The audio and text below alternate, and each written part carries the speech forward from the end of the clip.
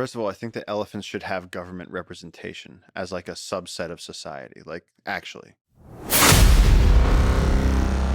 So elephants are some of the smartest animals out there.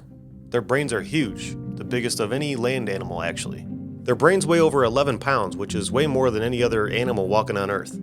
Even though the biggest whales are way heavier than elephants, their brains are only twice as big, which is kind of surprising. Elephants also have a whopping 257 billion neurons. That's a lot of brain power. Their brains work a lot like ours in many ways, but they've got some unique features that set them apart. Originally, people thought elephants had about the same number of neurons as humans, but it turns out they have 3 times as many. That said, when it comes to the cerebral cortex, which is a big deal for thinking and processing, they've got about a third of what humans do. Where elephants are truly incredible is when you look at their behavior. They show a whole range of actions that make you stop and think, are elephants smarter than we thought? They deal with grief, they can learn and mimic things, they love to play, and they're really good at helping each other out. They also use tools, show compassion, know how to work together, know themselves in a mirror, remember stuff for a long time, and they have their own ways of chatting with each other. Plus, they get what it means when someone is pointing at something, which is pretty cool, I guess. We're going to talk about a video really quick that inspired this, which was the Paul Rizzoli appearance on the Lex Fridman podcast. He had some experience with elephants, and if you're not familiar with Paul Rizzoli, pretty interesting guy, you should look him up.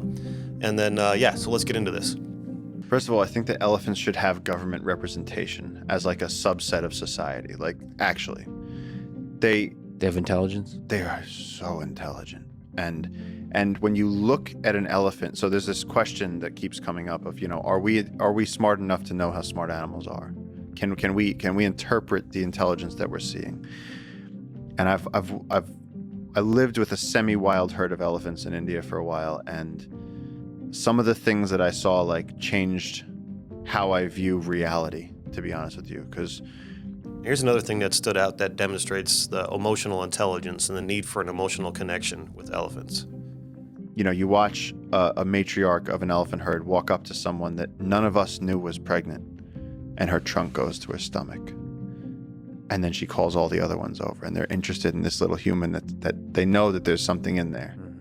And they're all conversing about it, and you go, whoa. Or that every morning we'd wake up and the elephants didn't want the stream water, they didn't want the lake water, they didn't want puddles, they wanted the water from our well. We had like a stone well, like a traditional.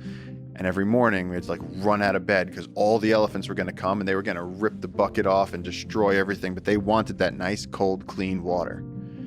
And so it was like caring for elephants that were wild, that were sometimes getting shot at by farmers because if they went to try and rob some bananas. So these are sort of like delinquent elephants that were half wild, and the forest department was thinking about, getting rid of them, which whatever that meant. And I made really good friends with this one elephant, and his name was Dharma. And Dharma had this stuff it's hard to write the book I'm writing right now because none of it sounds real. And spending a little bit of time with him, I had this beautiful. One time I set up the tripod and I went and I was just journaling, and he would come and he would just like play with my hair and he'd be like, hey, what's up? And he wanted someone to interact with on an emotional level. You can watch that video. I'm going to link it in the description if you want to look at that whole clip. But one thing that he talks about with this one elephant that was coming up to him that was playing with his hair, the reason why this elephant was kind of an outcast was he didn't have any tusks. He was a male elephant with no tusks. So didn't really fit in with the female elephants. The male elephant bulls didn't feel like he fit in there either. So he's just kind of this loner elephant that didn't have any tusks. And when he connected with Paul Rizzoli, he wanted that emotional connection, and he found that with a human being. But even in that community, in the elephant community, this person didn't fit in and found himself wandering around for a place where he can feel emotionally connected somewhere. That's not too dissimilar to what a lot of human beings go through in our society. This understanding puts them up there with whales and monkeys in terms of smarts. Because they're so smart and have such strong family bonds, should we be harming them? Aristotle said a long time ago he thought elephants were the smartest animals ever, even smarter than any other creature in terms of their brains and thoughts. So in a nutshell, elephants are super smart with some seriously impressive brains that make them stand out from the animal kingdom. Given the remarkable intelligence and deep emotional capabilities and sophisticated social behaviors of elephants, I don't think they're just animals. They're beings with a profound sense of community and individuality.